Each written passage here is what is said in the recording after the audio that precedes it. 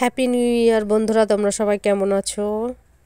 তো নতুন বছরের নতুন ব্লগ নিয়ে চলে আসলাম তোমাদের কাছে। আমার মিনি ব্লগে তোমাদের সবাইকে স্বাগত। তো চলো, ঘুরতে গেছিলাম বকখালির থেকে আনা খেজুরের গুড় আর বনগাঁ থেকে কেনা চালের গুঁড়ো দিয়ে আজ পিঠে বানাবো, আর সেটাই তোমাদের শেয়ার করতে চলে এলাম।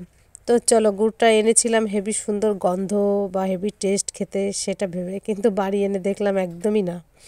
যেটা ভেবে এনেছিলাম সেটা একদমই না, একদমই অরিজিনাল গুড় না। ওর সঙ্গে কিছু পাইল করা, মনে হচ্ছে আখের গুড়ই পাইল করা। তো যাই হোক, কিনে যখন এনেছি এত আশা করে যে বকখালির খেজুরের গুড় দিয়ে পিঠে খাবো, তো পিঠে তো বানাতেই হবে। তো চলো পিঠে বানাই।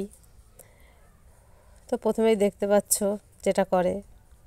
আচ্ছা, একটা কথা বলি, আমরা এই পিঠেটাকে শ্বাস পিঠে বলি। তোমরা আর কে কী নামে ডাকো বা কে কী নামে এই পিঠেটাকে চেনো, অবশ্যই আমাকে একটু কমেন্ট করে বলো।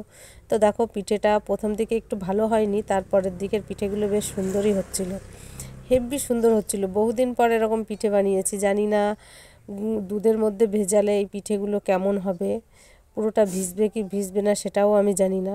তো পিঠেগুলো দেখে তো একদম মন ভরে গেছিলো। আর সব পিঠেগুলো দেখো আমি পুরো দুধের মধ্যে ভিজিয়েছি। এবার দেখা যাক পরের দিন সকালবেলায় এটার কি অবস্থা হয়।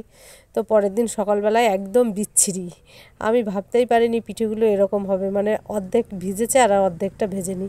যেহেতু এটা চালের গুঁড়োরই প্রবলেম, কারণ আগেতে ঢেঁকিতে কুটতো, সেই কারণে পিঠেগুলো সুন্দর হতো। যেহেতু এখন ঢেঁকিও নেই, সেই কারণে সেই সুন্দর পিঠেও হয় না।